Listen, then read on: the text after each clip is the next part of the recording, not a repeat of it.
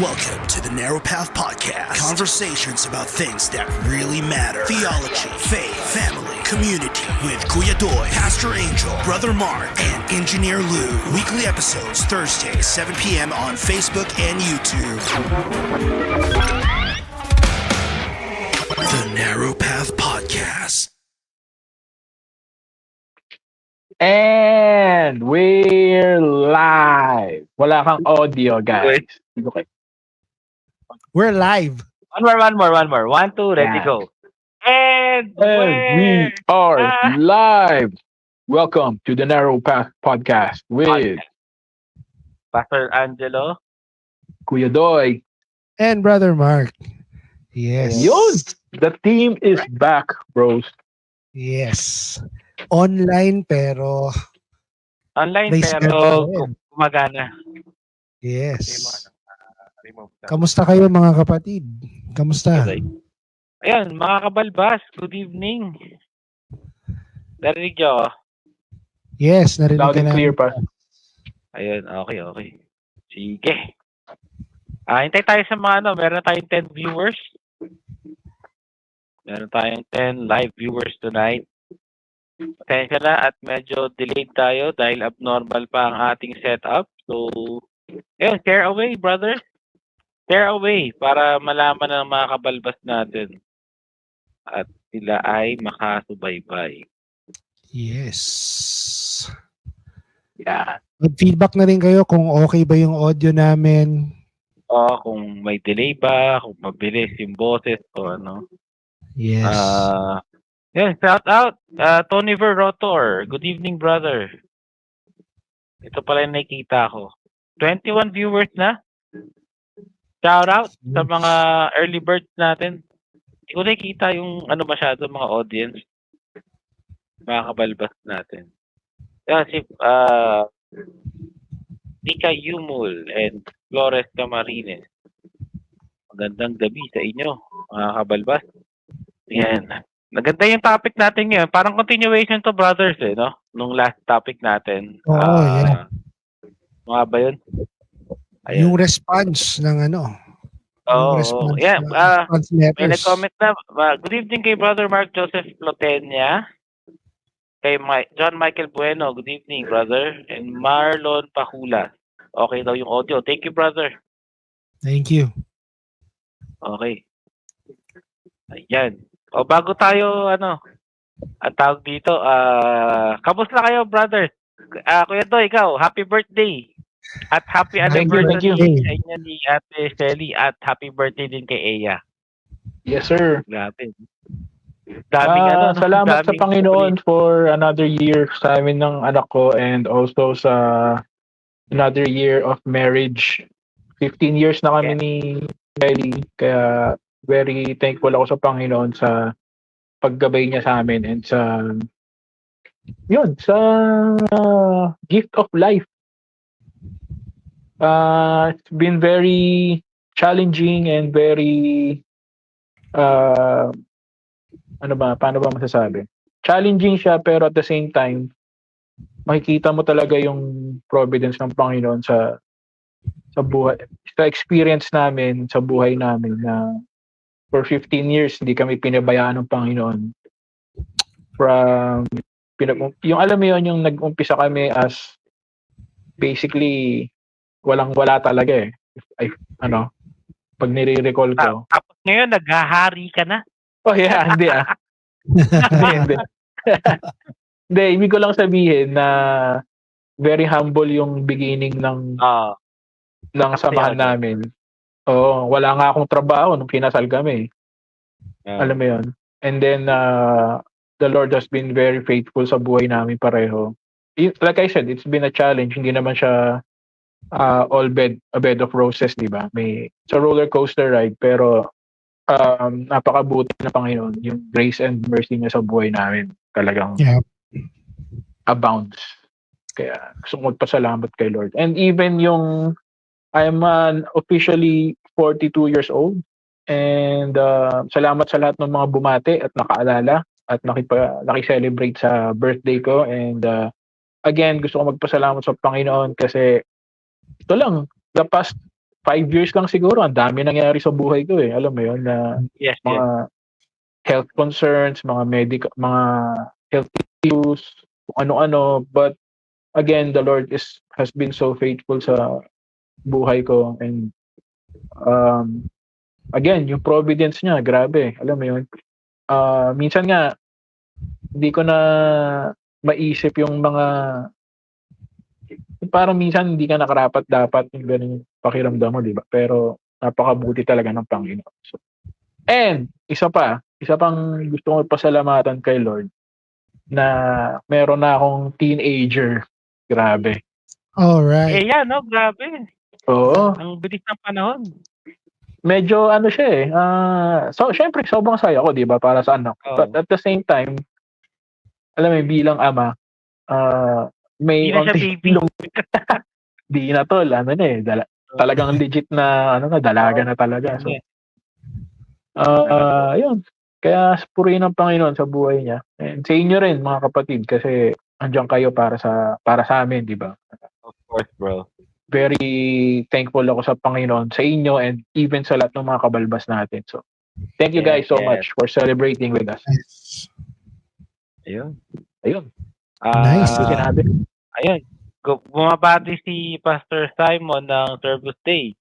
Hello, good PM. Happy birthday, Kuya Doy. Ayan. Thank you, Pastor Simon. Bumabati pa rin. Ayan dyan, nakita ko na si Queenie. Yung kasi yung name niya yung may nakasmile. Oo nga, yun nga. Ang basa ko to ganun. Speaking of Pastor Simon, yung Service Day podcast, it's up and running na. Kaya Hindi nga ako nakanood ng live. Sayang. I think, anong araw nga ba sila? Tuesday ba? Tuesday. Kaya natin yan. Sige, follow natin yan. Abangan nyo guys, every Tuesday, Service Day. Pastor Simon, i-comment mo yung schedule para makita ng mga kabalbas natin. Yes. Ayan. Tawag dito. Ikaw, Brother Mark, kamusta ka naman? How's life? Kasi medyo matagal tayong Oo nga hindi nagkasama-sama. Well, unang-una, grateful ako sa Panginoon dahil yung tawag dito, yung gift niya and yung blessing niya of work, it's upon all of us na involved dito sa podcast na to. So blessing siya. And just so happens na yun nga, isa siya sa mga creation ordinance, which is blessing na fulfill natin yon. Pero syempre at the same time may mga kanya-kanyang mga challenges yan sa work. So lately medyo challenging lang yung sa work, pero hopefully through by God's grace mas ma-navigate ko pa siya in a better way. Tapos syempre actually nag-start na akong maggulay-gulay. Nakita niyo yung post ko? Bro. Tumaas kasi yung BP ko nung last Friday. Mga 150 to almost 160. Uy, taas nun. BP. Oo. Tapos na-realize namin mag-asawa, napaka-careless ko when it comes to yung food intake ba. So, yung araw na yun, parang nag-Lucky Me noodles ako na 2. Tapos, konting tubig lang. So, sobrang alat niya. So, hindi ko yun yung nag-trigger pa. Yun talaga yun, Tol. Yung sodium yan eh. Ayun. Alam mo ako, sorry, share ko lang din. Nagkakaisa talaga tayong tatlo eh. Kasi kami ni Pastor Angel, nag-start din kami ako nung August 1. Kasi nga, ganun din. Yung BP ko, hindi tayo nagkakalayo nun. Mga 150, nagwa 160 din ako. Yun yung parang baseline ko na nga yun eh. Pero sobrang taas, di ba? So, tapos yung blood sugar ko din, sobrang taas din. Nasa almost 300. So, yung nagpa-check up ako, medyo na-alarm ako dun sa mga lab test ko kasi basta ang daming mga So, that was a wake-up call for me. And nung August 1 pa lang, nag-start na akong ayusin ulit yung diet ko. Kasi yun talaga eh. Alam mo yun, yung pinapasok mo sa katawan mo. So anyway, puro ganun lang, puro gulay lang din, puro salad. Tapos iwas ka sa maalat, matatamis. And then, by God's grace, tol, ngayon, yung BP ko, minsan nga, 110 over 60, over 70. Tapos, blood sugar ko, nag-range ng 70 to 80 lang. Dati, almost 300. So, tapos yung weight ko, nag-lose na ako ng 8 kilos, bro, in a month. Wow. Kaya, hats off. It's a challenge. It's mahirap siyang gawin kasi kailangan mo talaga ng disiplina. Onting tisod lang. Hirap ulit bumalik, alam mo 'yun. Pero it's good din to know na meron kang mga kadamay, di ba? Tulad nyo, di ba? Amen. Kaya 'yun. Kaya ayun. Maganda maging grateful din tayo sa mga asawa natin kasi feeling ko totoo. Kung hypothetically speaking, let's say kung single ako, wala, itutulog ko lang yan tapos the following day kakain na naman ako ng mga totoo yan oily and at least dapat maging grateful tayo sa mga ganyan. So anyway, tatawa ako sa mga comments. So yung mga the kind of conversation when we grow old. Yes. Mga ka-amlodipin no? Si Brother Greg ang nagsabi. Yes. Ito pa, usapang BP, Jerome Rosana. Batang BP. Mga amlodipin na yata yung tawagan natin Mga ka-maintenance. Pero salamat sa Diyos that the Lord has been gracious to us. Kasi ayaw man natin sa hindi, may kapabayaan talaga Kanina kami kausap ako. Diba, yung case ko kasi non-alcoholic fatty liver So, lumalabas, mas worse pa ako sa alcohol drinker. Kaya hindi pwedeng sabihin na yung mga inom, nagkakasala yan kasi napapabayaan yung katawan nila. As simple as eating unhealthy foods, hindi na tayo nagiging good steward ng katawan natin. So, humbling siya. Humbling talaga siya. Walang pwedeng magmalinis at magmagaling. So, ayun. So, I'm bloody pin bro. So, sa mga kabalbas natin na medyo struggle kayo sa health, gawin lang natin yung tama. Makinig tayo sa mga nagmamahal sa atin, especially sa mga asawa natin. Yeah. Ayun, cardio, resistance training, and VO2 max. Discipline. Yung discipline Sa akin, yun yung pinaka-issue. Yung discipline. Sarap kasi kumain Sarap kumain. Mahirap talaga. Sarap kumain. Sabi ni Brother Gerald Israel Lagamay. Brother Gerald. Din kaya sa akin. Huwag mo nang hintayin, bro. Huwag mo nang hintayin. Ako, nag-start sa akin nung na-hospital ako. Paglabas ko, wala na akong appetite. Hindi na ako nag-rice. Kung mag-rice man ako, bihirang-bihira. Tapos pa yun, pinilit pa ako ni Mrs. kasi kailangan din ng cardio Kaya sabi ni Queenie, he who finds a wife finds a good thing po talaga. Amen. Yes, so, that's right. Ayun, si Brother Jesse Boy Pineda, magandang gabi. From Canada. Jesse, magandang gabi.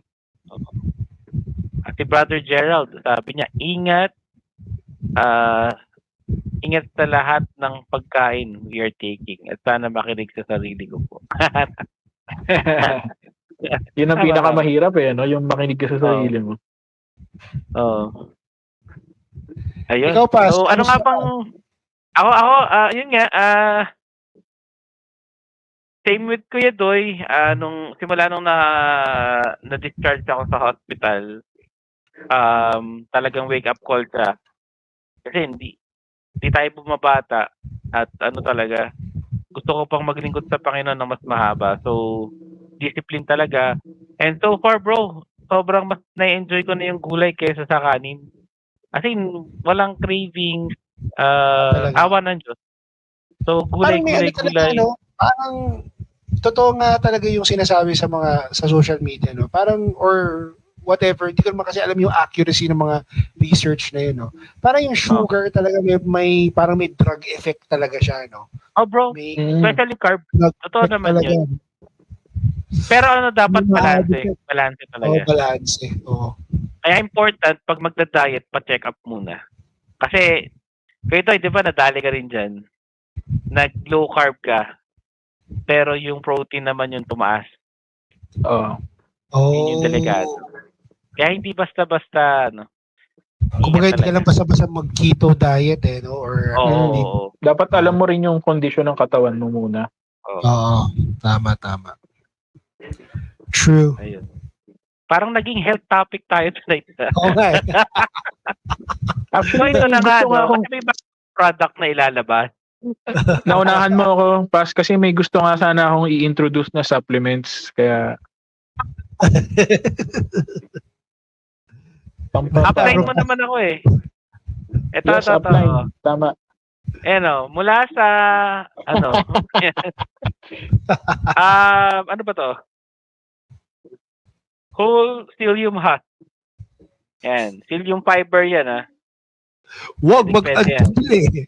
Bumili na. Pag Papaya. kumuha kayo nito, may product na, tapos, pag may na-recruit kayong dalawa, left and right, magka-cash-in kami. Ay, kami. Kikita kami.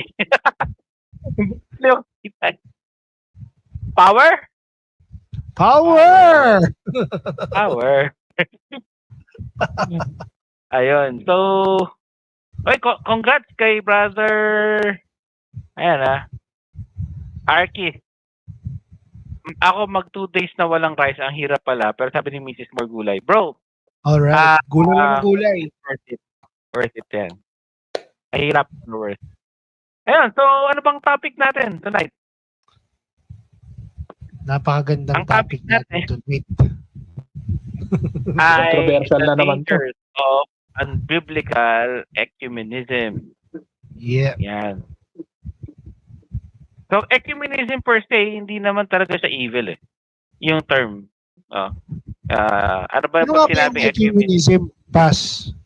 Well, by definition, yung pagsasama-sama ng, pag in religion, sa religious terms, uniting different churches or denominations for one cause. Yun yung siguro yung simplest Definition. No? Parehas Para din ba siya na na parang kino-combine mo into like a one world religion? Not necessarily. Not necessarily. Oo. Ewan ko kung unbiblical, baka ganun yung pero somehow yung example niyan, yung unbiblical ecumenism is yung Islam, kung nabalitaan niyo yun, na ina-accuse kay Rick Warren at kay Oprah. Nabalitaan yun. Yung pinagsasama yung Christianity at Islam. Tinawag na Christian. Yung mga ganun. So, paano mo paghahaluin yung dalawang religion na magkaiba ang Diyos na sinasamba? Yung mga ganun ba? So, yun ang topic natin tonight. Oo. So, may connection to do sa last topic natin kasi diba, truth that unites also divide.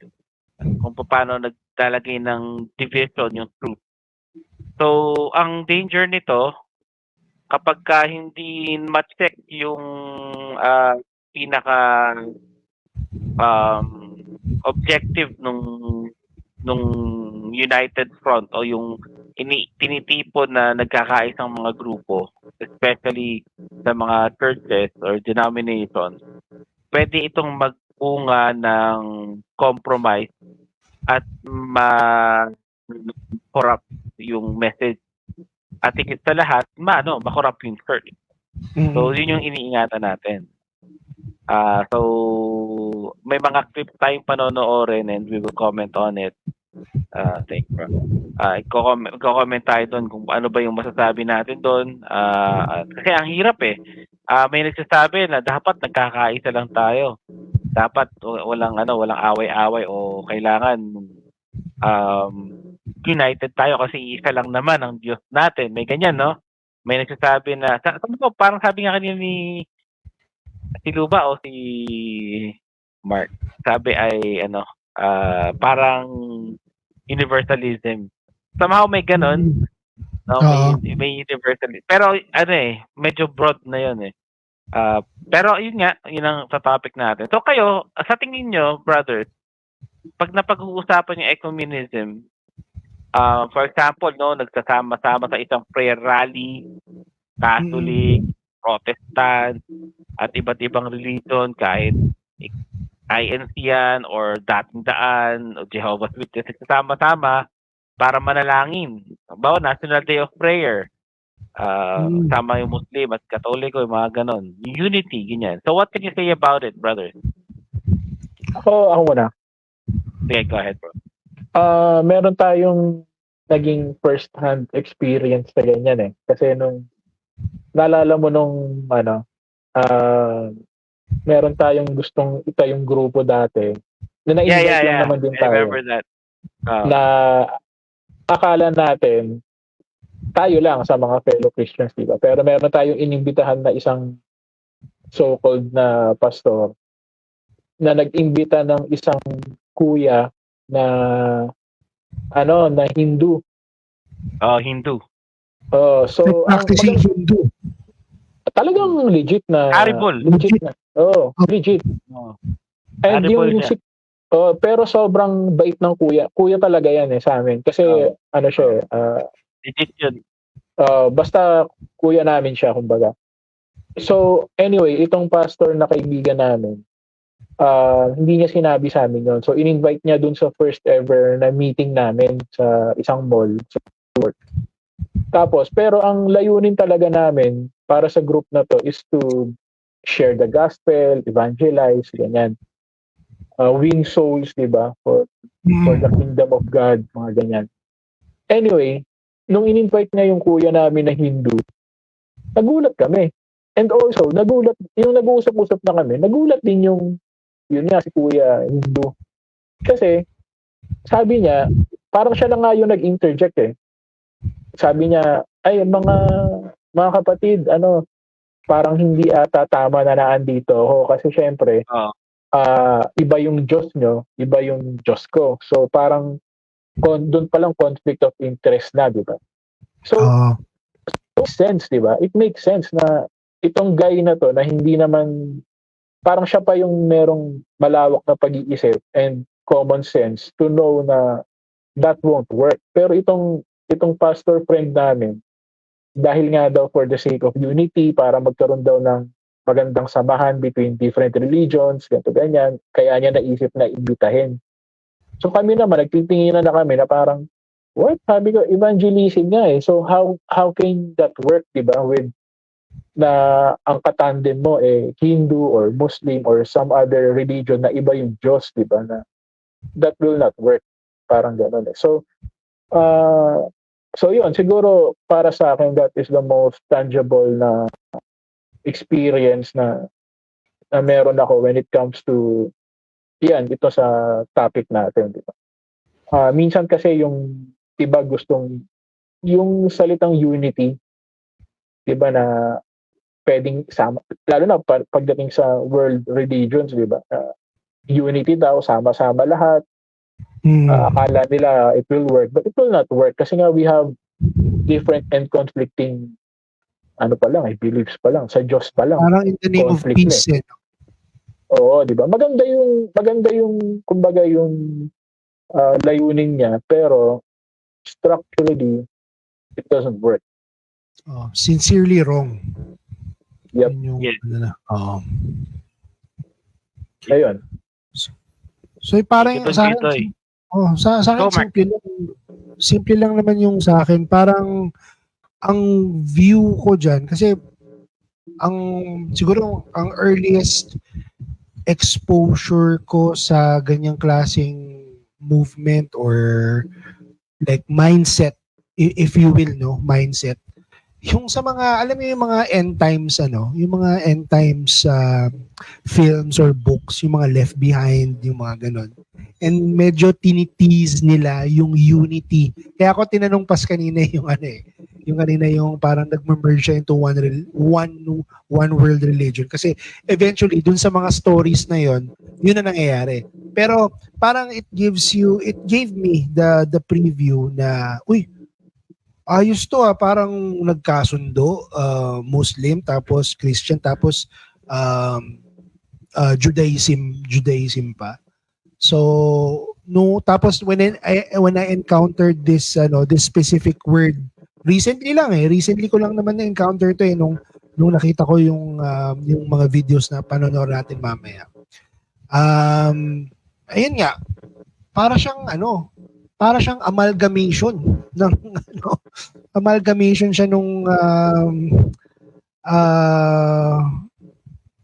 ng beliefs, certain beliefs.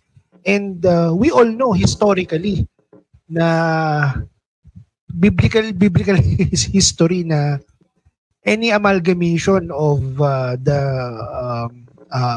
faith of the written that comes from the written word is bound to be fatal, whether it may be physical or spiritual, di ba?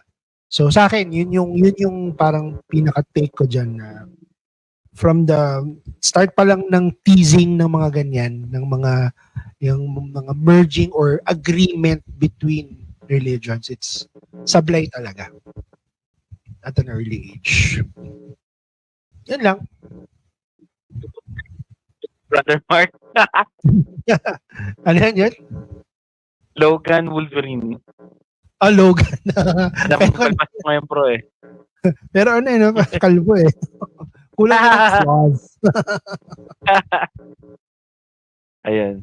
Wolverine. Sige, tuloy natin. Kaya ako nagdilaw. Si Wolverine eh. Tuloy natin yung discussion. May tanong si Brother Greg Honasan. Ganda ng tanong niya eh. So, tanong ko lang, sabi niya, how can we understand Paul's statement in 1 Corinthians 9:20? So the Jews have become like a Jew doing the Jews in the context of ecumenical dialogue and cooperation. What implications does this verse have for building bridges between different Christian denominations and traditions while maintaining our own theological convictions and identity? Siguro, anuin ko lang yung context para at least makita natin yung full picture. Bakit nabanggit ni Pablo at to the Jews I become a Jew? So, ang pinaka gist, kasi yung in the immediate context, 19 to 20, nakikita yung Paul is willing to give up his right, even the right of the apostle, of being an apostle, pagtanggap niya ng kanyang financial support or whatnot. Pero ang pinaka pinakita doon ay yung pagpapakumbaba niya in the yung bang ang pinaka purpose is to win souls, to evangelize, para madala sila sa Panginoon. So when it comes to Paul's statement to the Jew, I'm becoming a Jew, yung pinaka punto niya hindi para maging kagaya nila sa paraan na nagko-compromise hindi yon, kundi kasi makita natin ang hatian lang naman Hudyo at Hintil, di ba? To the Jew, I become a Jew. To the Gentile, I become a Gentile.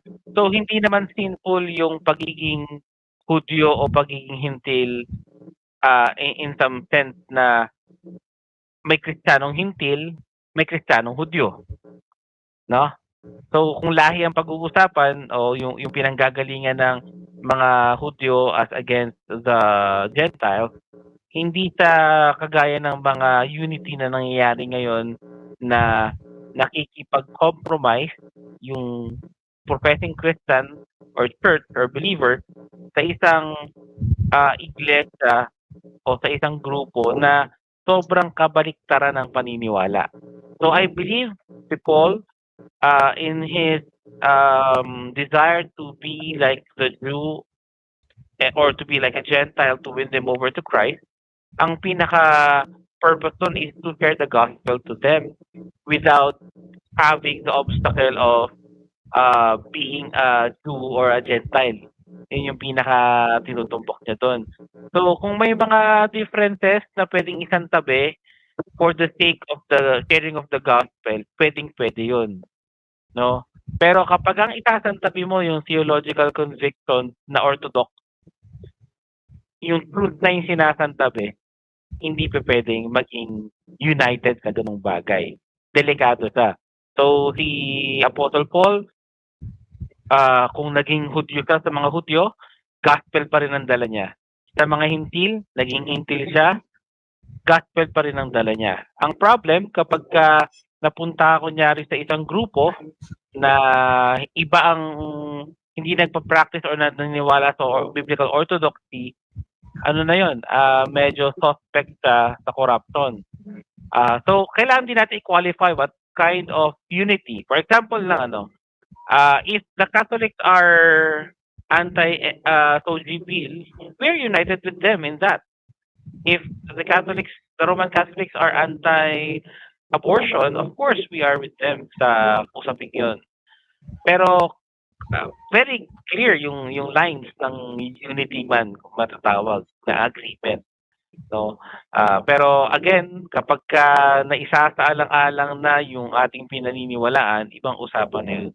Even the most devoted religious person sa ibang persuasion, hindi rin naman talaga sila makikipag-unite totally o yung bang sasabihin nila, isa lang ang Diyos natin. Ang nagsasabi lang nun, yung kumbaga hindi talaga lubusang naintindihan yung theological implications ng statement na yun. For example, if an imam says, isa lang ang Diyos natin, kapag ni-scrutinize mo yung theology, for example, the Mahdi, anong tawag dyan, yung kanilang Messiah, tama ba? Hindi ko lang babanggitin, na-jumble na sa mind ko eh. So basically, iba ang tingin nila sa Messiah ng Bible, kabaliktaran naman sa mga books nila. Baliktad. So, paano mo i-reconcile yun? So, yung mga ganong klaseng dangers, iwasan. Dahil dyan, siguro time na para pumunta tayo dun sa mga papanoorin natin. Kasi medyo, juicy. Hindi talaga yun. Malamang napanood nyo na to. Pero just to critique lang yung anong masasabi natin, biblically, paano natin to intindihin, panoorin muna natin yung unang video. Yan.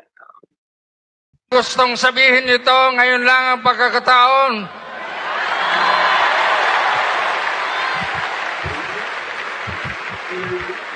Gustong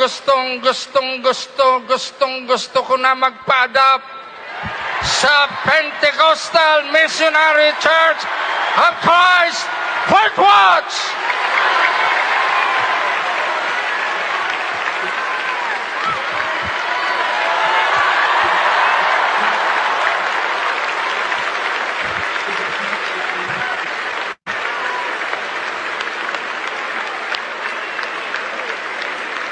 Glory to God! Hallelujah!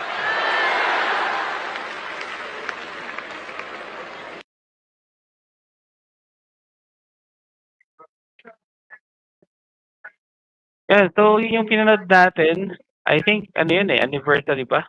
Hindi ako nagkakamali. Paki-comment kung alam niyo yung event na yun. Pero tingin ko anniversary siya. Tapos parang sinicelebrate nila yun. And usually, yung mga ganyang malalaking denomination, o malalaking church, nag-invite talaga yan ng iba't ibang mga malalaking tao din sa evangelical circle or iba't ibang religion. At just so na, yun nga, may unity, pagkakaisa, at siguro, para makita rin na, cool tayo, wala tayong problema. Or, reflecting din yun ng influence. Reflecting ng influence. So, yun nandun sa video ay si Bishop Alconga. Mga pang first name ni Bishop Alconga. Paki-comment nga, mga kapatid, kung anong first name niya.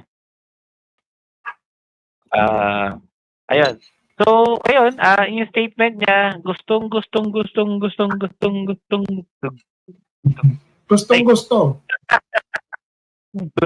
na niya magpa-adapt sa Pentecostal Missionary Pentecostal.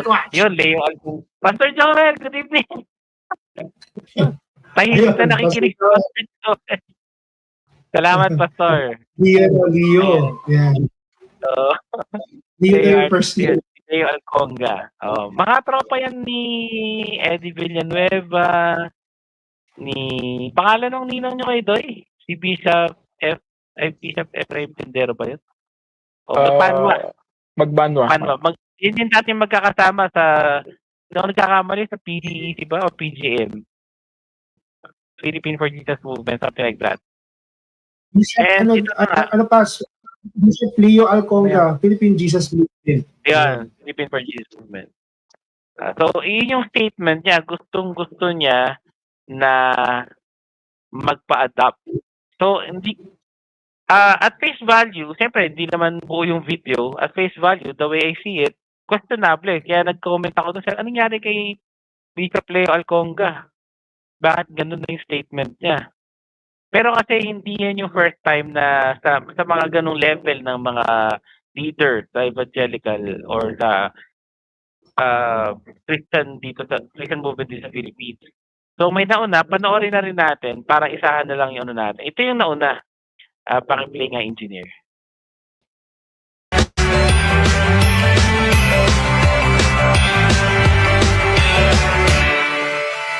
Bago ko po tapusin ang aking maikling pagbati, gusto ko lang encourage kayong lahat,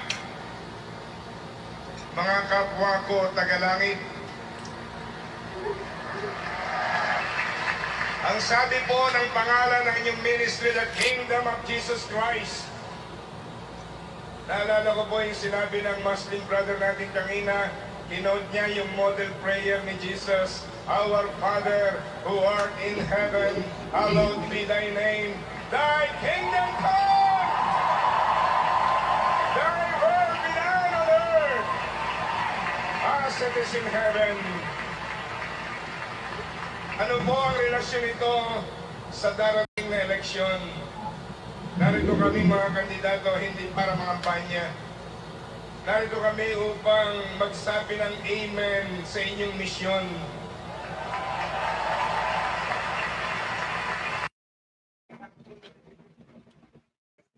Luma na yan, 2010 pa. Election yan eh.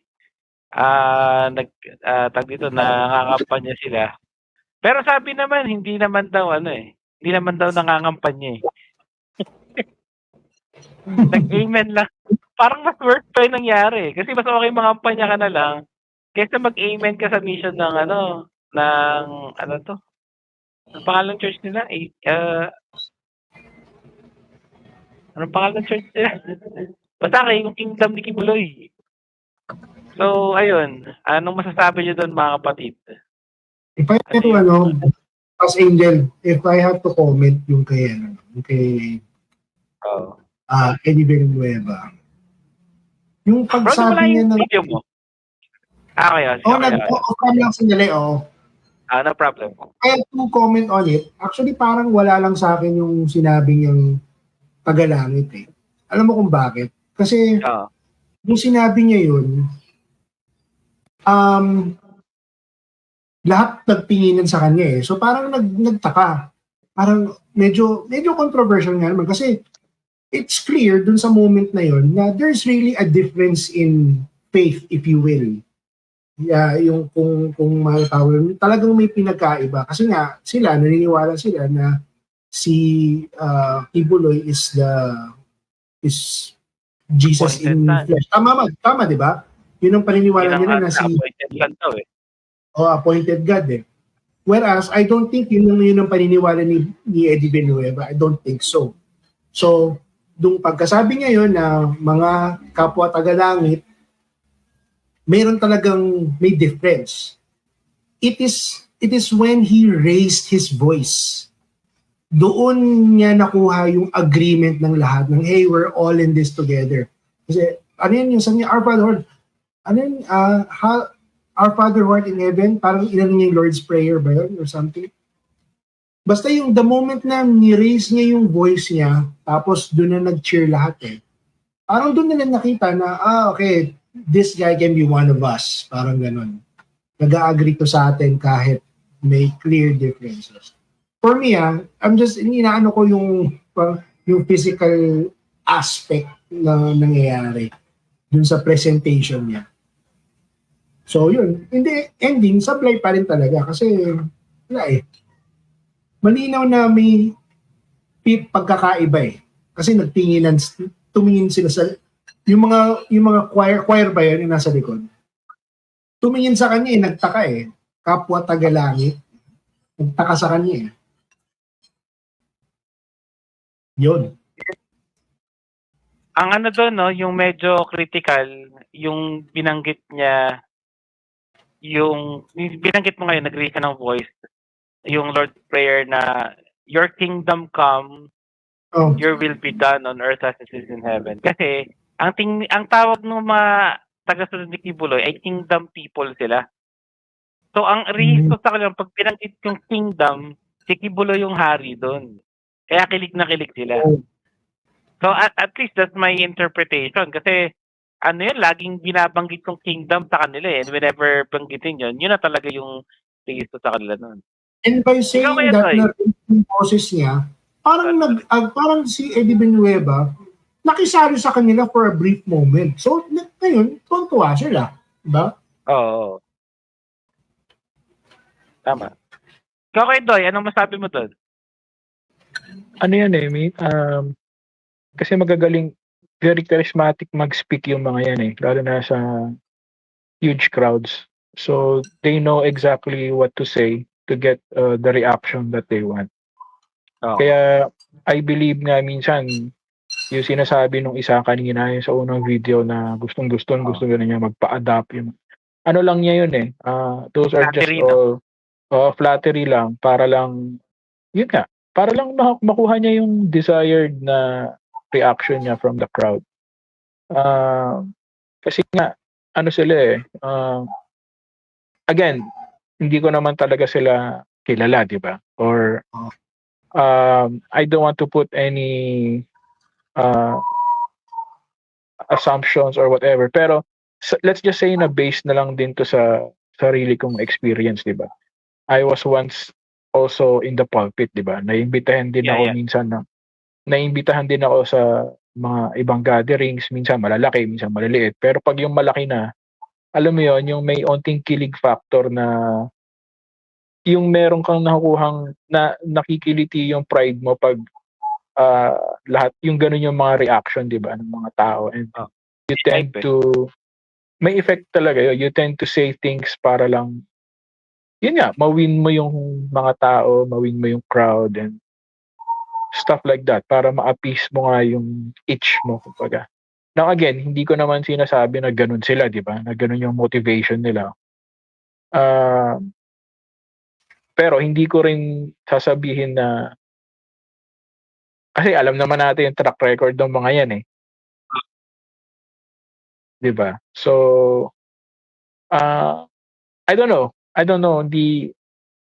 Yun lang yung sa akin. I'll leave it at that. Kung ano man yung maging pag-iintindi nyo doon. Pero para sa akin, it's not something that I would say sincere. Alam mo yun? Kasi they say this thing and then they say another thing pag sa ibang gathering naman and stuff. So, yun lang. Yun lang yung masasabi ko doon. Thank you, Gidoy. So, same naman tayo ng mga opinion about it. Again, opinionated lang to kasi napaka-limited ng mga pinanood nating clips. So, kung ako, dun muna kay Bishop Leo Alconga, questionable siya sa akin. So, nakita ko lang yung term na gusto niyang magpa-adapt. Kasi unang-una, nasa church gathering yon nung movement na yun, nung sekta na yun. So, yun, napaka questionable na sabihin mong gusto magpa-adapt knowing na yung grupo na yun ay Unitarian. Hindi sila Trinitarian. Yun na yun, red flag. Yung orthodoxy sa isang tabi agad. So, bakit gusto mong magpa-adapt, magpa-ampon sa grupong ganon? Diba? So, ang laking question yun. Pero yun lang kasi yung nakita natin Tapos nag-hallelujah, praise the Lord na yata siya. May ano. Again, sabi mo nga ako ito, it's flattery. And flattery is a sin. Kasalanan ng flattery. Hindi tama na nagpa-flatter ka ng tao. At ano yun, napakalaking kasalanan din dahil dishonesty yun eh. For sure, yung mga yan, Trinitarian naman yung mga yan eh. Sila Bishop Alconga, sila Brother Eddie, mga Trinitarian sila. At least may orthodoxy sila. Pero, at the same time, evangelical, no? So, ang laking problem na may ganun kang stand tapos sasabihin mo magpapa-adapt ka. Again, meron kasing motivation yan. So, dito nakatatawid sa yung si Brother Eddie nung sinabi niyang mga tagalangit. First off, nung sinabi niyang tagalangit, nag-pass ka kagad ng judgment na itong mga to ay believers. And he is not ignorant of their doctrine. Kasi napakakilalang kilala si Kibuloy na si Kibuloy ay nagpapakilalang appointed son of God. And by that, kung member ka ng church niya, naniniwala ka dun. At kung naniniwala ka dun, you're believing a different doctrine. A doctrine of demon. Kasi kulto yun eh. Tapos sasabihin niya na kapwa tagalangit. Medyo ano yun. Pero naintindihan natin, gaya nga, no, sinabi ko kanina, 2010 election yan. So he wants to get the graces of whoever. Baka nga sa INC, kung pumunta siya doon, baka sinabi niya rin, nakikita ako sa inyo eh. Pero again, ito yung red flag. Okay, sana maintindihan ko. Sana nga nangampanya na lang siya. Pero by saying na hindi ako dito nagpunta, hindi na verbatim. Pero ang in effect, sabi niya, hindi ako dito nagpunta para mangampanya. But to say amen to your mission, doon na nagka-problema. Ay, ano pang mission nila? They have a different gospel. So if you nakilala ka na public figure, religious figure, JIL, million daw sila, tapos sasabihin mo, tawag dito, you are saying amen to their mission, problema yun. Ayun, so, ang laking problema. Tapos, balik tayo sa fourth one, naniniwala sila na may, na apostol yung founder nila. Apostol daw yun. So, ang laking problem nung mga ganun. Again, ito nga yung mga attempts to be united, but ang naisasaka ng alang, kumbaga at the expense of the gospel and orthodoxy. So, pag ganun ang nangyayari, hindi sa biblical unity. Hindi sa biblical ecumenism. So, kung gagamitin natin yung term na ecumenism, pagsasama-sama, uniting different persons or denominations, dapat, ang pinaka-lens mo doon ay yung truth, yung orthodoxy. Hindi pwedeng united ka lang na very vague yung ano mo na basta kahit sino, basta Christian ang pakilala anuhin natin niya, isama natin yan. Kagaya nga ng experience namin ni Kuya Doy, buti pa nga yung Hindu, may sense na hindi ako pwede dito eh.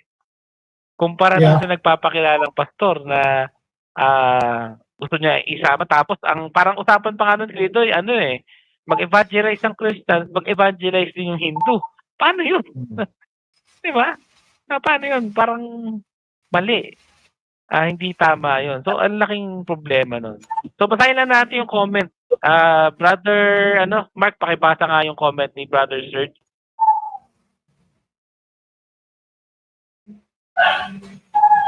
Okay, basahin natin. Hello po. PMCC4W is pretty vague sa belief nila ng Godhead. Some say it's oneness, some say it's tritheist. Pero the fact remains the Godhead is not clear and obviously not Trinitarian. They avoid this doctrine kasi they believe that we should not include terms not found in the Bible. Ayun. So, isa lang yun sa mga red flag, no? So, hindi ko alam na meron pa din palang suspect na tritheist nila. Alam ko lang Unitarian. Question. Yes, brother. Pagdating sa mga faith, kasi di ba, syempre, we have our own faith. Meron tayong hedging when it comes to to that one. Ang question ko, paano yung mga yung sa ibang mga faith, are we somewhat required to, kasi ako personally, intentionally medyo iniiwasan ko yung mga kung ano mang posts or videos related dito sa mga sa kanya, yung mga fourth watch, mga ganyan. Kumbaga, as Christians ba, kailangan ba medyo pag-aralan din natin yung side nila? Or this is only for mature believers na talagang nag-aaral? What's your take on that one? Kasi halimbawa, kaya ako natanong yun kasi ito si Brother Serge, no? Very detailed yung comment niya about yun sa fourth watch. Ako to be honest, hindi ako makakapag-comment ng ganyan kasi hindi ko din alam kung ano yung stand nila eh. Hindi ko alam kung ano. So what's your take on that, Pas? Mga ganyan. Kung siguro maaga ka na open sa church. I mean, alam ko maaga-aga ka rin kasi siyempre parents mo nasa ministry. Pero back in the 90s, at least in my experience, kilala sila kagad. Branded na sila as kulto. Kaya sa panahon ko ngayon, sa aking tawag dyan, kamalayan, parang wala lang question yun. Alam ko na kulto sila. Kasi naituro na sa amin dati na sila, oneness sila, at may apostol sila na nagpapakilala, na nagpapagaling at kung ano-ano pa. So, yun na yung default ko. Kaya, kumbaga, alam ko na yun. Tapos, aside pa doon, yung nanghihingi sila ng pera, no? Pagka, yung sa kalye, ganyan, nanghihingi ng pera. Sila rin yun eh. So, yun. Default ko yun dahil alam ko yung gano'ng information.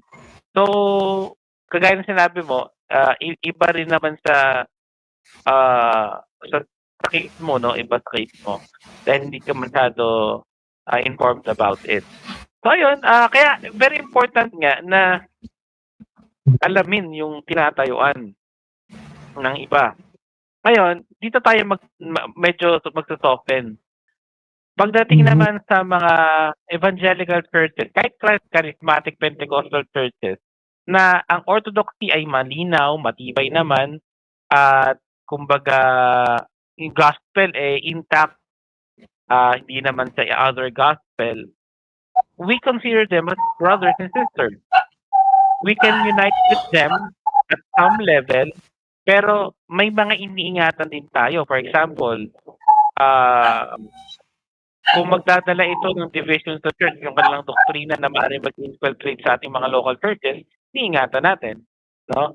But when it comes to unity again, sa mga issues like abortion, yun, united tayo dyan. Nakikipag-unite tayo. Kahit hindi na natin sabihin. Hindi na natin kailangan ng formal coalition na firma tayo. Obvious naman, ayaw natin. Yun yung nakikita ko doon. So, pagkadating na sa ecumenism na delikado, example yung sinasabi ko nga na, for example, Bible Week, ayan, o kaya National Prayer Gathering. Tapos lahat, iba't ibang religion nagdadasal, magkakasama.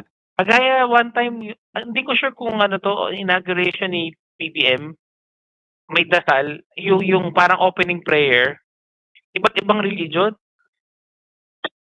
Sure kung may reform dun. Pero nakakalungkot kasi nagdadasal sila, ang ginawa, isang mahabang prayer yun, as per section. Bawat religious leader, may part dun sa prayer. May part sa prayer. So, pinag-iisa nila, siyempre, Pilipinas yan, iba't ibang religion din, parang gusto nila ipakita yung unity in diversity. Kaso dun nga magkakaproblema eh. Hindi tayo pwede makipag-unite pag gano'n, panalangin, sa mga misa o sa mga religious activities nila kasi yung conviction natin ay iba sa conviction nila at magiging sinful yun para sa atin. So, yun yung medyo mako-comment ko sa bagay na yun. Ang confession ko, Pas, to be honest, for me personally, parang tabu na sa akin yung term na unity and diversity.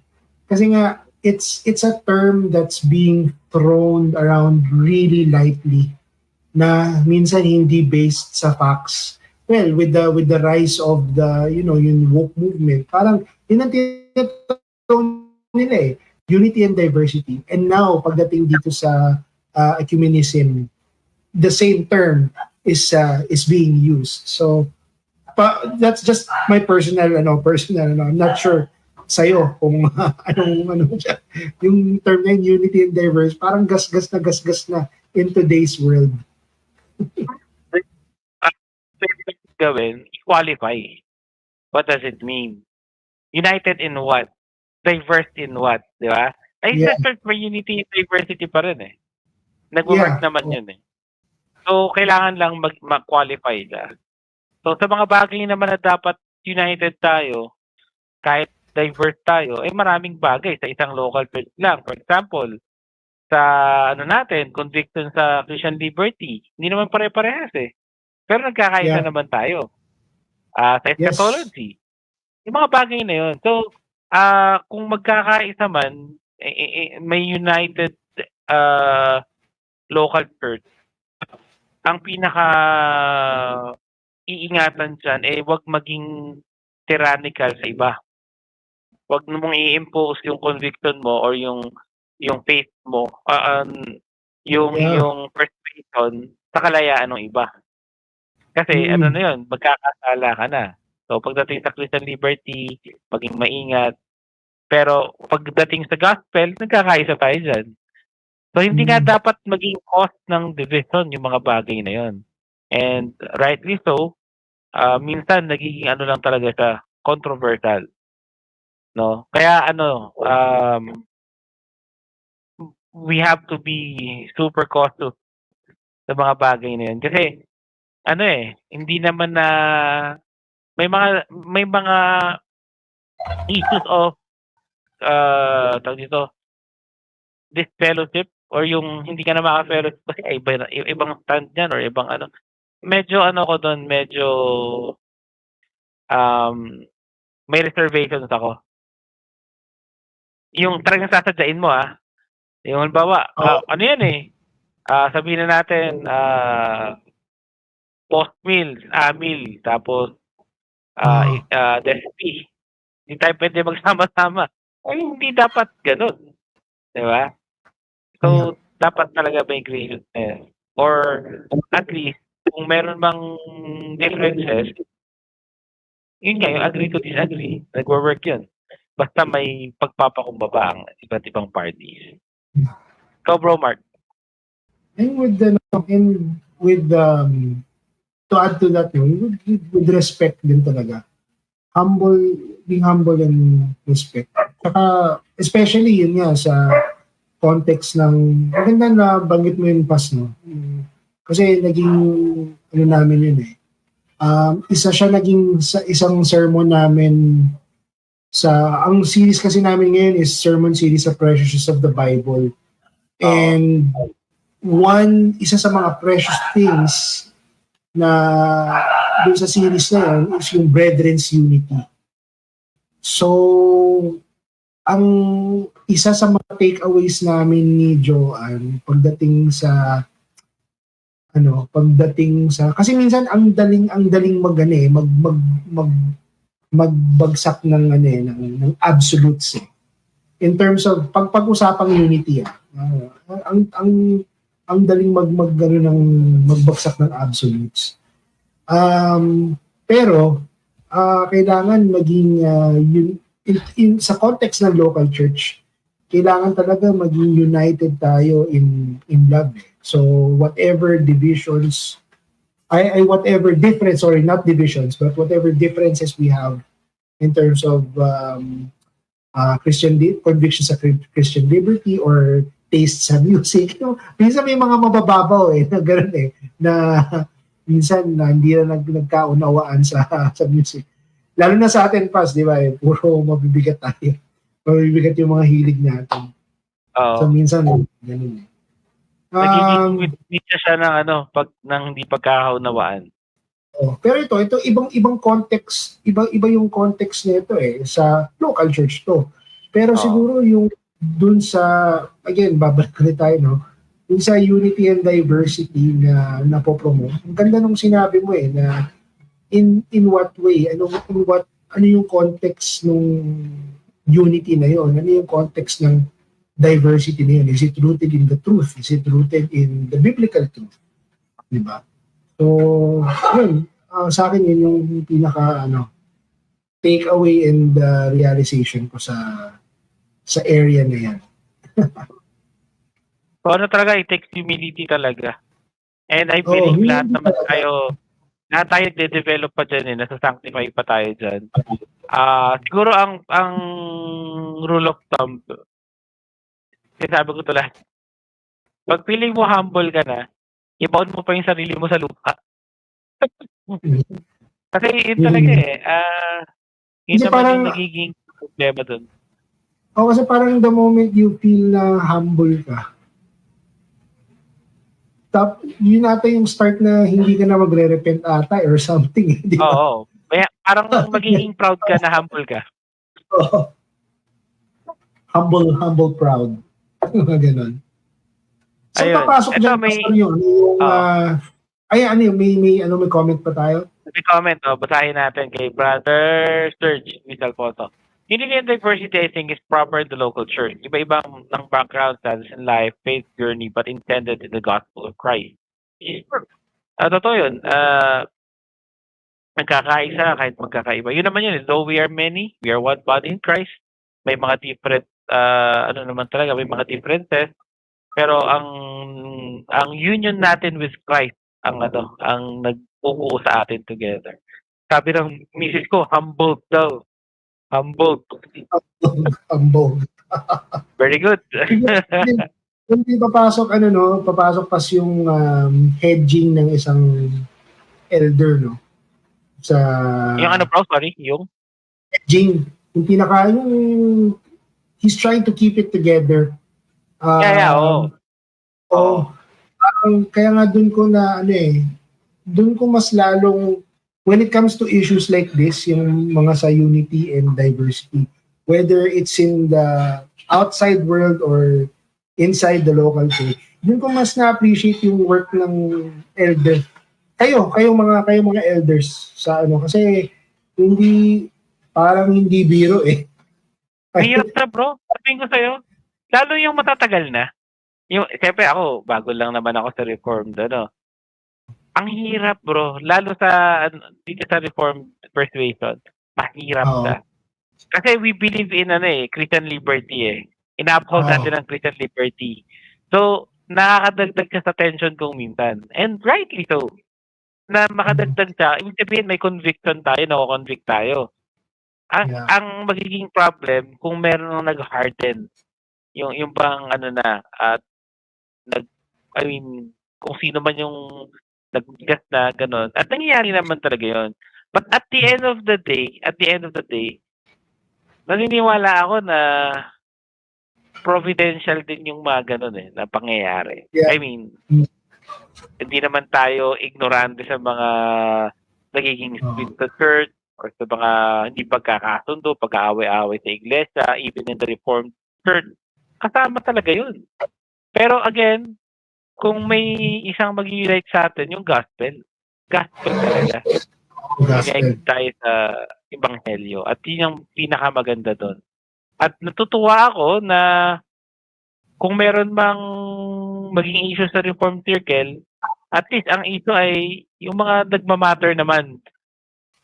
Diba?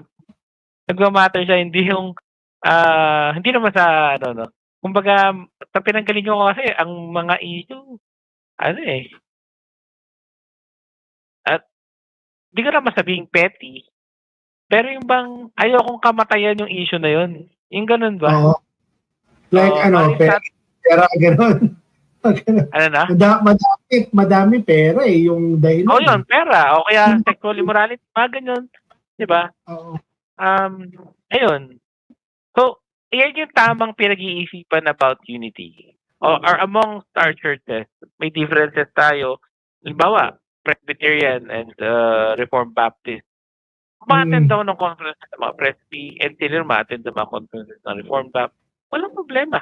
Kasi kita natin Yeah. kakaisa tayo sa Ebanghelyo So, ayun. Yung gospel talaga In some sense, ecumenical na yun kasi nag-iisa yung mga ng mga churches. Pas may mahabang I'm not sure kung may mahabang tanong si Brother Greg Basahin ko. Sige, basahin natin. Go ahead, bro. Go ahead.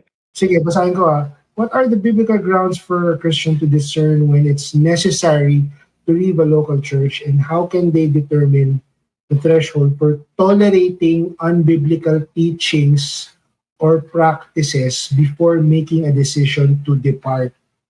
Are there specific circumstances such as denial of essential doctrines or blatant moral compromise that warrant leaving a church? Or should a believer prioritize unity and patience in hopes of reform? Ganun tanong. Siguro, para maisagot, baka makakalimutan ko agad The least concern ng isang nakakaranas niyan, yung gusto niya umalis because of issues sa isang local church, yung emotions niya. Trap yan I've been there. Kapag ka naging impatient ka kasi nasasaktan ka. Emotions? Tama ba yung Emotion. Emotion. Oo. Kapag ka nasasaktan ka kasi, di ba? Ano yun, trap?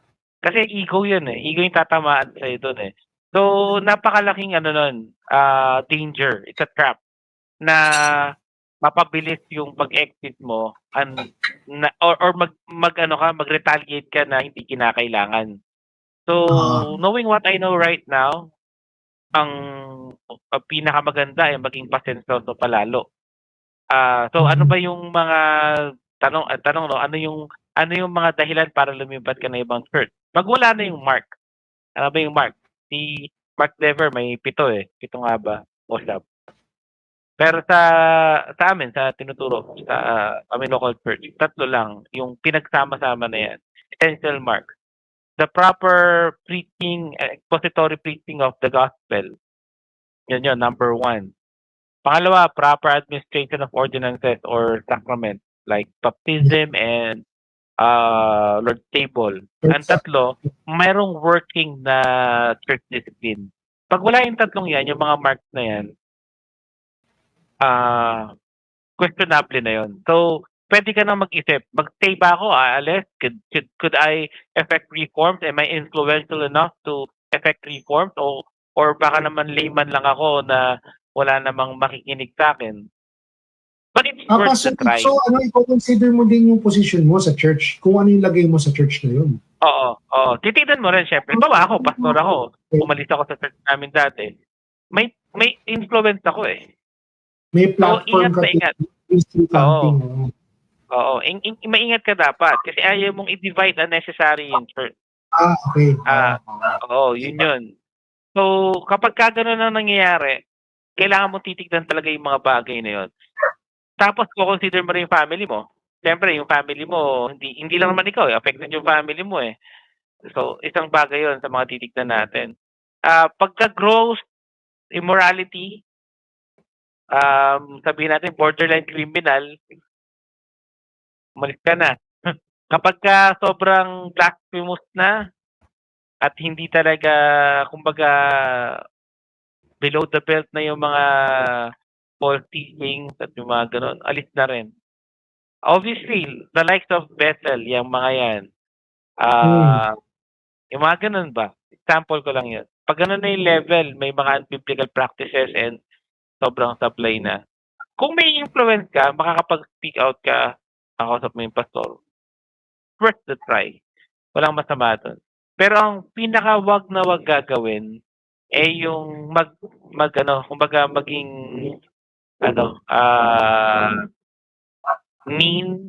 mean-spirited, maging disrespectful. Kasi mahirap yun Lalo pag kinalaban mo na yung nasa posisyon or hindi man kinalaban. Pagka nag-go against ka na lang sa mga stand, automatic suspect ka na So, dapat mag-ingat. Kasi kahit anong sabihin mo, pwede ka ng paratangan. So, yun yung mga titignan doon. So, be humble, be gracious, be patient. So, case-to-case basis din yun. Kapag ako, bawa may anak ako at asawa, kapag nasasaalang-alang na yung kaluluwa nila, ako kaya ko pang maging pasensyoso. Pero, kung ano na yung asawa ko, anak ko, yun na yun. Yeah. So, yun, a different gospel, binanggit ni Amor. Yun yun, dapat proper ang exposition ng Word of God. Tama ang gospel. By the way, good evening, Brother Jerome Salazar from Ireland, UK. Good evening, brother. Ayun. So kapag gano'n na nangyayari, exit na. Pero be patient pa rin. Ito pa, may Brother Art. Kasi, ang tawag dito, pangalawang beses ko na nakikita to eh. Ano po ba yung big deal sa, kasi may comment dito si Brother Serge, as 2025 elections is coming soon, ang hirap mag-unite as a church. We need to pray for the church talaga. Gano'n po ba nangyayari? May contribution ba pag sa, sa mga Reformed Baptist or something? Meron ba? Medyo issue ba yun, yung mga kandidato? Sa Rebap?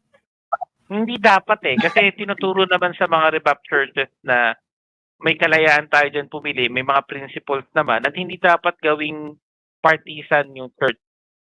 Hindi dapat gawing yung pulpito ay gawing avenue for campaign. That's wrong. Oh. So nadi-divide pa rin kahit paano kung hindi nakapagpigil. Pero ang tinuturo naman natin, well-meaning Christians din na relate to dyan, pero tinuturo natin, kapag pipili ka ng iboboto mo, ang unang-unang pinakamagandang isang-alang-alang ay yung security, peace and order. Yan kasi yung trabaho talaga ng government. Secondary na nga lang yung yung pagpapayaman sa ekonomiya eh. So kung may titignan ako, sino ba yung makakapagbigay ng security and peace and order at lesser evil, if you may. Kasi hindi naman talaga makakahanap ka ng buti kung may reformed na lumusot or Christian, genuine Christian. Pero yun nga ito nagkakaproblema. So yun yung view ko doon. Pero talagang siya, polarizing ang politics kahit sa church. Kaya iniiwasan talaga yan. Napakawalang silbi na pagtalunan yan at ma-divide ang church sa politics. Kasi every 6 years, 4 years, nagpapalit eh. So why would you put your hope and aspirations and security sa temporal? Ang gospel ang ating pinangahawakan. Ayun. Ay, basahin natin tong sabi ulit ni Brother Serge. I had once need to transfer to another church kasi Sunday may work ako dati eh. Puti may midweek service and biblical 15. Yun yung reason ng pag-transfer. Okay. Ayun. Ito, may tanong pa si Brother Art Ran. Okay lang ba tanggapin ng isang pastor o mga ngaral ang paanyaya na magsalita sa isang non-orthodox church or group? Struggle ko yan. Hindi dahil may nag-invite na sa akin or isip ko, may nag-invite ko sa akin. Parang wala pa naman. Struggle yan kasi kung pupunta ka doon, anong i-share mo? Kapag sasabihin mo na, gusto ko nang magpa-adapt, yari. O kaya, hindi ako dito nagpunta para kung ano pa man, pero mag-say amen sa mission nyo, yari. Bagsak na yun. So, pag bawa kung may invite ako kunyari sa sabihin na lang namin, may invite ako sa Kingdom ni Kibuloy mag-preach. Kunyari lang may imbitahan ako doon. I will preach the gospel. Patintahan. Kukulat ko si Kibuloy doon. Pero, again may ako doon, reservations. Kasi, hindi rin siya wise. Hindi siya wise dahil may ibang avenue naman for them to hear the gospel. Dati, nung cage stage pa, hindi ko sinasabing nasa labas na ako ng cage, baka lumawak lang yung cage ko. Pero ang sinasabi ko lang, dati, ganito yung pananaw ko. Sige, gigirahin ko yun. Talagang sasabihin ko kahit sinong masaktan, basta truth. Ganun eh. Mainit eh. Pero ngayon nag-iisip ako na hindi naman yun ang best avenue for them to hear Dahil una, by default, ano na yun eh, hostile na eh. Pero, willing naman ako. Kagaya ni Stephen, he died for it.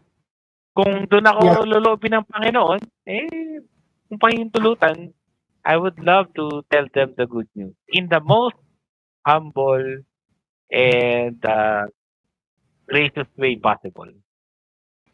I pray na mangyari kung if ever man. Pero hirap talaga nun. Be like Paul Wasser. No? Ayun, so I don't know where you're ka. Naalala ko tuloy yung trip niya, no? Pagdating sa ano bro, again pag sa unbiblical ecumenical unity, we have to be cautious. Dahil ano talaga siya, temptation.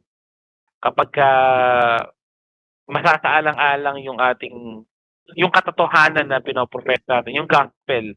Pag yung gospel na inasalang-alang, nagkakasala tayo. So we have to be cautious kung makikipag tayo, no? Coalition o makikipag-unite tayo sa mga grupo na yan. I mean, eto I don't have any problem having coffee with an Armenian kahit Calvinist ako. I don't have any problem with that. Kahit charismatic Pentecostal ka, basta intact ng gospel, hindi naman yung weirdo practicing. Actually, kung ganun man opportunity ko yun to share to them yung truth. So, sa madaling salita, case to case siya, ang kailangan talaga yung biblical discernment. Kaya kasi nagkakaroon ng unbiblical ecumenism kasi hindi nagagamit yung discernment. Pagka mapurol ang discernment, talagang magsasuffer yung iglesia. Hindi lang sa unity or ecumenism, sa maraming aspeto. Lalo kapag tinatawag na wise in our own eye. Kaya bro, alam mo, pasalamat ako sa pastor mo, brother Mark, si Pastor Joel, good evening. At sa iba pang mga pastor, hindi ko nababanggitin yung iba. Kasi alam ko, ayaw rin naman siguro lang pumaggit. Pero si Pastor Joel nanonood Good evening po. Pasalamat ako sa mga kagaya nilang mga pastor. Kasi, yung pagkakaisa sa mga local churches, nag-start talaga yan sa yung mo sa kapwa mo pastor. Yung bang pagiging dear mo sa kanila.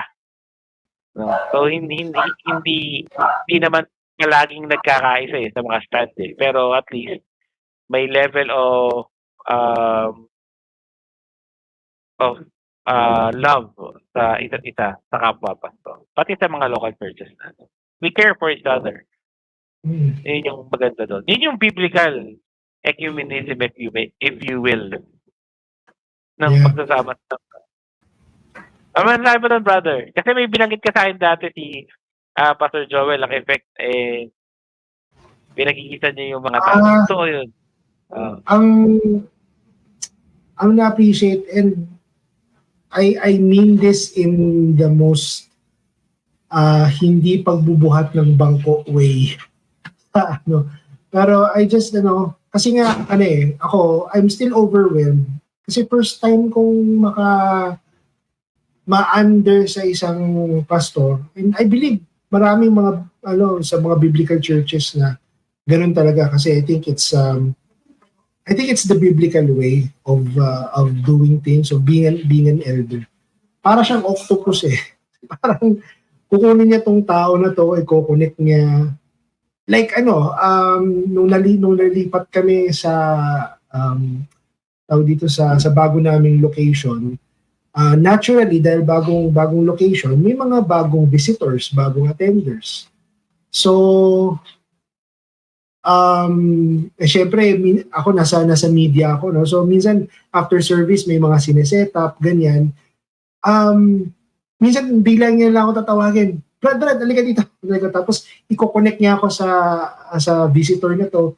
Ito nasa ganyan, ito nagbabanda to or yung ganun ba. And up to this very day ginagawa niya amongst us na members ng members ng TNC. Doon ko siya na-appreciate. Yung, parang yun yung way of hedging eh. Talagang pinoprotect niya as an elder, as a shepherd, parang pinoprotect niya yung flock by I don't want, and I don't mean this in I mean this in a positive way. Ini-induce niya yung unity so that we could be united naturally. Parang ginagawa niya. So parang yung bago kami ni Joanne sa TNC, ganun ginagawa. Brad, dito ka. Sali ka dun, Parang ganun. Dito ka, join ka sa grupo na yan. Yan, kausapin mo yung mga yan. Ganun. Kausapin mo sila. O tapos connect ka dito, nakikinig ng Metallica to. Kausapin mo yan. So ngayon, may mga natural relationships na kami with certain brethren na medyo may parehas ng mindset ganyan. Although syempre lahat talaga. Lahat balanse nagiging balanse na. So sana maganda yung That's beautiful. Oo, brother, kasi dati sana walang ma-offend nung teenager ako, ayoko talaga sa matatandang member, sa totoo lang. Ayoko talaga. Parang I think pero they're ngayon sa ngayon they're one of the most loved ko na members na gusto ko makausap, gusto ko kamustahin, and then sometimes mag-a-advise pa yan. Minsan nakakapag-advise din ako sa kanila kasi naku-curious din sila kung anong ginagawa ko yung mga hilig ko curious din sila And parang there's mutual respect all over. Hindi ko sinasabing perfect yung it's just that siguro overjoyed lang ako na parang binago din ng Panginoon yung mindset ko on certain types of people. Senior, different classes, different views pagdating sa music, different taste. Ganon. Parang tinuruan ako ng Panginoon na mahalin yung everybody sa local church. And malaking part doon yung edging, yung talagang pag-unite sa amin, yung pagka-octopus ng pastor namin. Yun yung na-appreciate ko. So, maganda sana, ang prayer ko sana, lahat ng local church na ma-expose sa ganong klaseng unity. Parang yung sinabi ni Brother Ese, di ba may reel si Brother Ese? Parang sabi niya, yes, we uphold the 1689. Importante yon, di ba? Sinabi niya importante yon. However, kung hindi tayo magpapakita ng unity in following and applying the 1689, wala rin. Parang baliwala rin. Di ba? Brother Ese, kung nanonood ka. Kung nandiyan ka ba?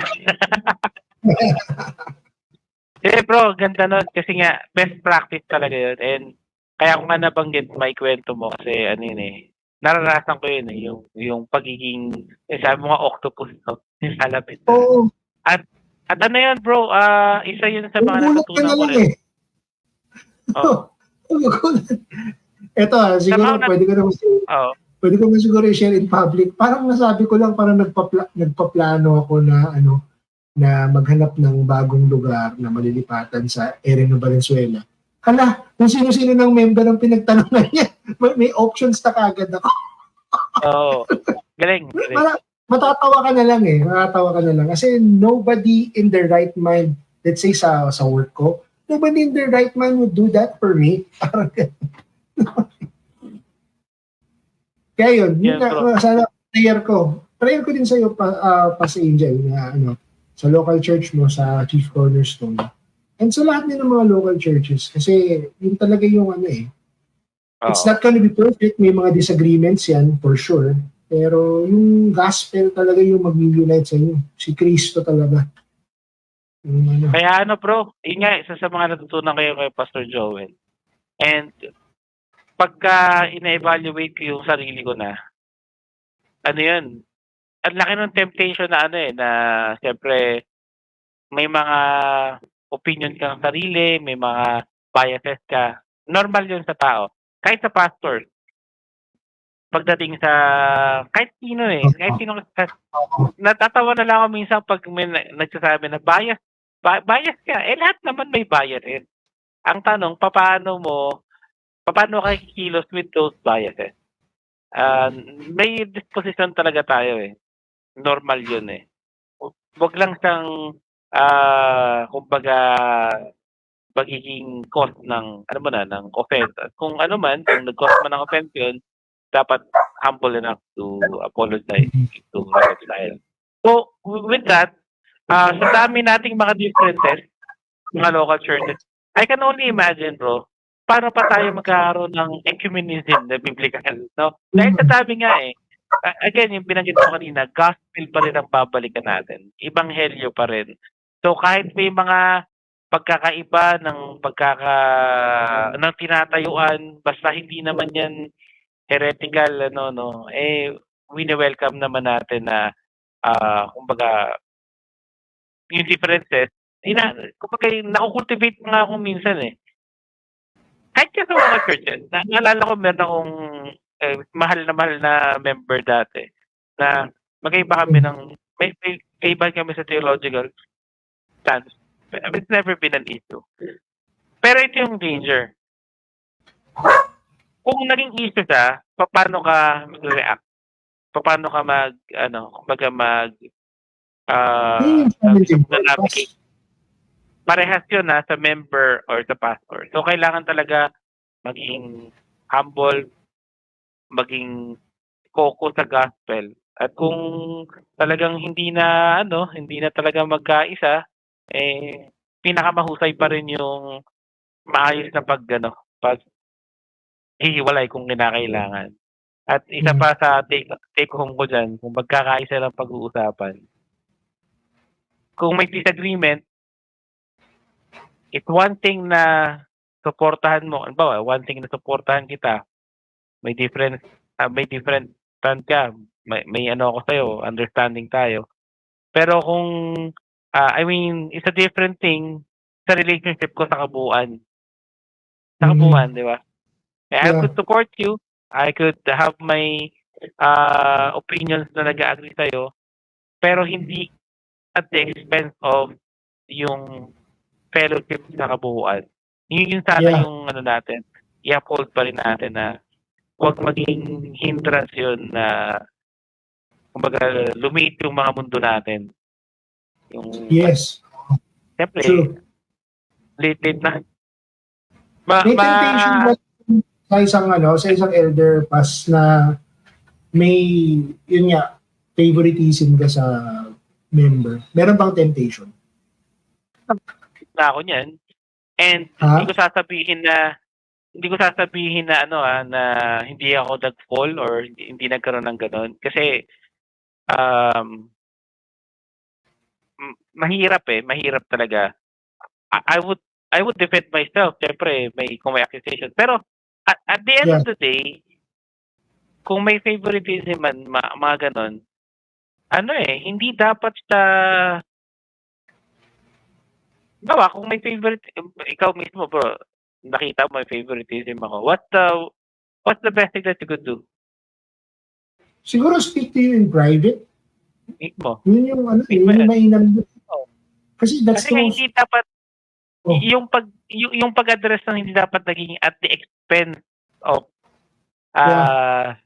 unity or yung kasi may church discipline may proseso yan. Hindi yung sasabihin ko kay seatmate number 1 dito sa katabi.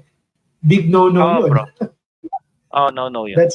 So at that level, nagkakaintindihan naman ng mga churches, at least sa Reformed Circle, na may discipline naman. So dapat pinapagana talaga yun. Kasi grace ng Panginoon na meron tayo nun Markaya ng isang iglesia Parang yung sinasabi mo, Pas, parang bawat action na ginagawa natin or how we think, how we even practice our emotions, it should, parang church discipline should be at the back of our minds.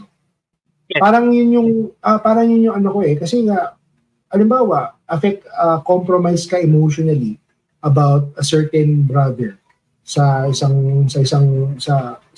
church niyo. parang ang daling hindi i-confront yung brother, tapos it's very convenient na sabihin na lang dun sa ka-close mo or something dun sa it's very convenient pero yun nga, if church discipline is at the back of your mind, and if the local church is being taught church discipline regularly, kung ano yung importance, kung yung importance ng church discipline, what are the scriptures that support church discipline, I think mas malaki yung kumbaga yung opportunity sa isang mananampalataya to practice yung church discipline, which will guide yung actions niya ng individual na yun, na kung sino mong nagkakaroon ng bad vibes, if you will. Oy, may comments si Rosers. What can you say about Jesus Reigns movement that's happening every November 30? I'm not aware, brother. Brother Sir, can you enlighten us anong mangyayari doon sa November 3rd? But anyway, gusto ko, bago ko makalimutan. So, in any sin na nakita sa church, kasi isa yan sa talagang napakalaking naging cause ng division or disunity. Kahit sa iba't ibang mga churches, dapat ang default ng believers in good faith lagi. In good faith. Na, kumbaga, nag-fail na kagad yung, ako, knowing what I know right now, nag-fail ka na kagad kung masama na iniisip mo sa kapwa mo. Nag-fail ka na kagad doon. Medyo na-convict ako doon. Hindi ka nagbibigay ng benefit of the doubt. At ang laking temptation nun, ang hirap nun, napakahirap. Kasi paglalabanan mo sa isip mo So kahit yung masama ka ng iniisip, tatalunin dapat siya na in good faith. Ligtan mo muna sa area na yon. For example, may ibang gusto yung kapatid mo sa gusto mo. Isipin mo lagi, baka kaya iniisip niya different from me, hindi dahil may masama siyang intensyon. So kung doon pa lang na-overcome mo na yung temptation na mag-isip ng masama sa kapatid, sa at least sa sa kanyang intention, kasi hindi naman natin alam Hindi natin alam ang puso ng tao, isip ng tao. So ang natutunan ko, isipin mo na wala siyang masamang intensyon kaysa mag-isip ka na may masamang intensyon siya. And Pas, very helpful. Ang ganda na sinabi mo, Pas. Ito, part to ng chain reaction of yung yung having good fellowship with your brethren, because if you have fellowship, you get to know them better, you get to know their ins and outs. Kung maganda nga through the fellowship malalaman mo on how they think, how they yun isa sa mga nalaman sa akin ng men mainitin ng ulo ko. Medyo may tendency ako before nung cage stage pa ako hot-headed pagdating sa pag may kumontra sa faith. So, ayun, at least alam nila na kung paano ako kausapin, kung paano i-navigate, o paano nila ako bibigyan ng advice on how to deal with certain people in my life that I don't agree with. Ganun. Parang the more your brother knows you through fellowship, through biblical fellowship, mas mapapractice nila yung in good faith na sinasabi mo kasi. Di ba? Yung fellowship talaga chain reaction siya galing Pagka tinanggal natin yun, pag nauna na may iniisip na tayong masama, somehow naka-cloud na yung sobriety natin in judgment. No?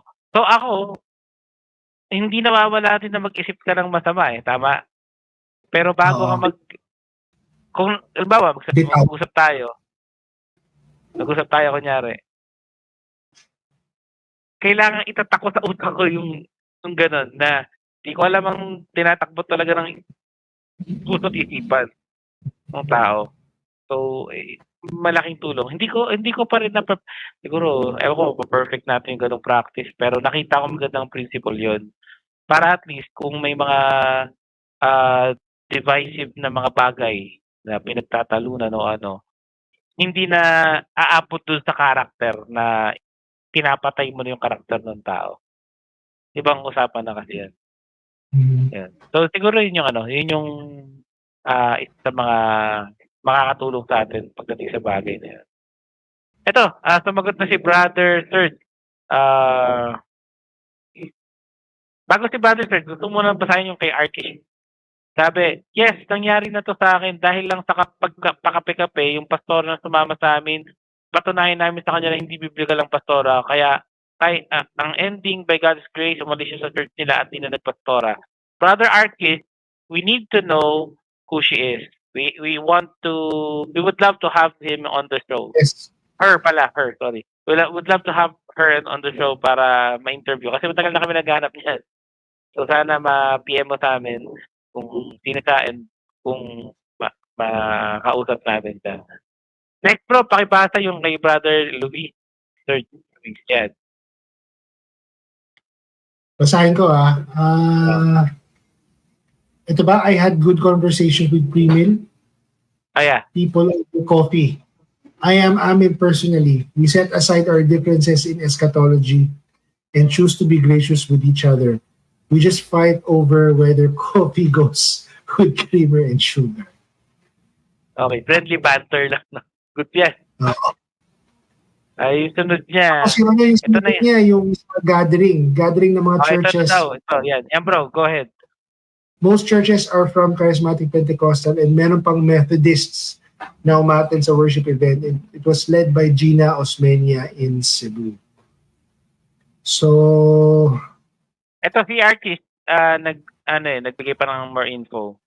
The story of Jesus Reigns began the eve of 2012 in Cebu, Philippines, when a vision of people marching, bringing banners of the name of the town they represent, streamers that has attributes of God with no emphasis of any church denomination establishment, and a helicopter hovering around the sky bannering the name of Jesus, were revealed by God to a woman whose name shall remain anonymous while she was pondering on the Lord.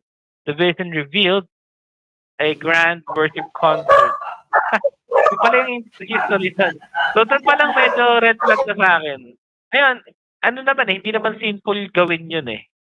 No, wala namang nakitang kasalanan doon unless kung yung tinuturo doon, no, kung ano yung sinasabi doon. Pero doon lang sa part na sabi ng Diyos na isang babae at hindi nagpakilala. Red flag na agad. So tayo, personally, hindi tayo mag-join. Yan yung Jesus Reigns na event. Dati meron kaming outreach namin sa MacArthur Masbate. Mako-covenant na sila sa January. Si Brother Onyo, ayan, nag-join sila dyan, tumututog sila dyan. At simula nung nag-reform, si Brother Onyo, tumututog doon dati? Oo, in-church natin doon dati, nag-join. Pero hindi shoutout ito nakakasama. Brother Onyo. Kalimutan natin yung shoutout ka muna. Shoutout. Brother Onyo. Ayan. At sa mga kapatid natin sa MacArthur Reformed Baptist Outreach. Ayan, bro. Siguro, it's time. 9:56 na. We have 4 minutes to wrap up. Ayun. So, unity, ecumenism, it should be biblical. Dapat tignan yung mga parameters na hindi dapat lalagpas sa orthodoxy, hindi lalagpas sa gospel, at siyempre, maging sensitive din sa mga differences din. May mga iniingatan din tayo sa mga local churches natin. When it comes to local churches unity, again, pag may mga differences, kailangan humility nandun. Pag talagang hindi na magkaisa, mag-ingat na lang at presume in yung good faith sa kapwa, kapatid. Makakatulong yun. Ngayon, lilitaw din naman talaga na kung merong mga dalanan, lilitaw na may church discipline naman. So yun, at pagka may may mga sites na yan, kung hindi mo kaaway, wag mong awayin. Kung mo walang deep, it's okay to to emphasize. Pero may teaching nga sila Pastor Joseph Pelejo ngayon na in our empathy baka maging sinful, no? So in our empathy, wag maging maisalang-alang yung ating convictions of charity pa rin mga kapatid. Pwedeng, bawa, I am empathizing with you, Brother Mark. Pero, iba yung usapan, saka hindi mo kasundo, kung hindi ko naman kalaban. Get mo ba? Yung iba yun eh. So, ibang usapan yun. Malawak ang ating samahan dapat. Wag paliliitin. So, kaya kung may nagalit sa'yo, ganun talaga. Pero ikaw, personally, magandang practice yung mas nananaig yung genuine na pagkakaisa because of the gospel. And in any case naman, if you have the ability to tawag dyan, to talk about it or to call out someone, then do it. It is if it's your kumbaga prerogative at if it's your conviction, pero do it again with charity. At the end of the day, pagtatapos to lahat, si Cristo pa rin ang mag-glorify. Whether sa mga pain natin or sa mga joys natin at being together in His body. Pag nagkaisa na talaga tayo sa glory, yun na yun, no? Magkakaroon tayo talaga ng genuine understanding kung ano ba yung, what does it mean to have union with Christ in totality.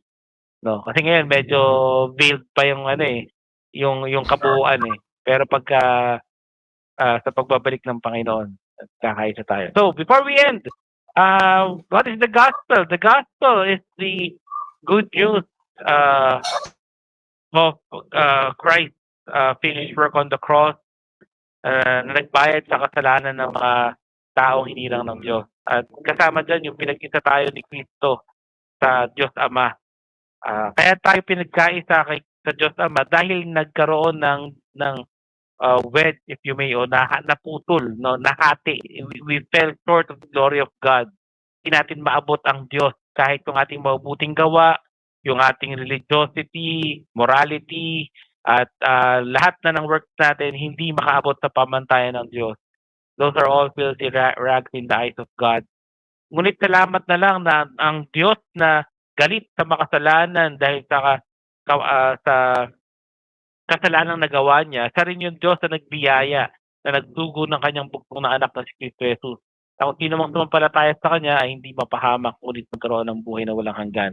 Kaya sa mga nakapapakinig nito, kung meron kayong conviction na nakikita niyo yung inyong kasalanan at tawawalan kayo ng pag-asa kung saan kayo tatakbo, ang paanyaya ng Ebanghelyo, sumuko ka kay Kristo, manampalataya ka sa kanyang natapos na gawa, talikuran mo kasalanan at sumunod ka sa kanyang kalooban. So yun mga kapatid, mga kabalbas, magandang gabi sa inyo lahat. Si Kedoy, may meeting kasi, no? Iba yung schedule niya ngayon. So maraming salamat sa lahat ng bumati sa kay Kedoy. And Brother Mark, any last words? Of course, shout out sa aking local church, Trinity Neighborhood Church, Pastor Joel, mga kapatid. At syempre sa mga kabalbas natin na walang sawang nag-tune in sa atin. And of course, sana naging beneficial sa inyo yung discussion tonight. And if you have clarifications or questions, direct nyo kay Pastor. Ayun. Ayun lang, brother. Okay, salamat, Brother Mark. Na-miss kita. Hopefully, makapag-sama-sama na tayo soon. Sa lahat ng mga kapalibas na umorder ng t-shirt, thank you for your support. Abangan natin mapuno yung ating listahan ng mga orders so that we could manufacture it already. At sa mga gusto pong umorder, just send us a PM. Yung mga repeat orders, may discount na 50 pesos. So, avail that. Huwag nyo sayangin, no? Sayang din yan. At sa mga kapatid namin sa Cornerstone Reformed Baptist Church, shoutout sa inyo lahat. Kita-kits yung mga kalalakihan bukas sa mga pwede. Brother Mark, baka pwede ka. Bukas, kita-kits. Ano meron? Wala lang, fellowship lang. Saan yan? Hanggang talaga ba? Sige, tinan natin ha. Kaya salamat kay Engineer Lou. Napakalaking privilege na mapunta dito sa kalang mansyon. Ito si Engineer Lou. Ayan. Shoutout kasama ko kay Amor at anak namin si Seven. Happy birthday, Eya. Happy birthday kay Doy. Happy anniversary kay Doy and Ate Shelly. Shout out sa Team Jordan Ramana. Shout out sa'yo, brother. Hello, brother. Basta. Suportahan natin yung mga podcast. Ang tawag dito, yung... Anong pangalan ng podcast si Service Day? Service Day podcast ba? Service Day. Nalimutan ko na. Tapos yung the Christian Worldview podcast, abangan natin yan soon. Ang Head of Grace Apologetics, supportahan din natin. Brother JP Quizon, supportahan din natin yan. At ano pa ba? Unashamed Evangelist. Brother Mark, tulungan mo ako. Nakakalimutan ko yung pangalan. Unashamed Evangelist. Tapos, nakalimutan ko iba. Anyway, basta, share na lang namin ulit yung mga Tapos, ayun, abangan natin yung mga susunod na mga events. May mga kapatid tayo dyan na dito kasama natin sa Reform Circle. May mga share na namin posters. Kasi sa Sabado may Shepherding a Child's Heart dito sa Church Pastor Time, Joshua Espiritu. So magtuturo doon si Pastor Time and Pastor Joseph Pelejo. So abangan natin yan. So God bless you all. Brother Mark, good night. At sa lahat ng mga kabalbat. Dito pa ako nakita yung mga posts ko. God bless. Good night sa inyo lahat. Solid and Gloria. Again, this is the Narrow Path Podcast.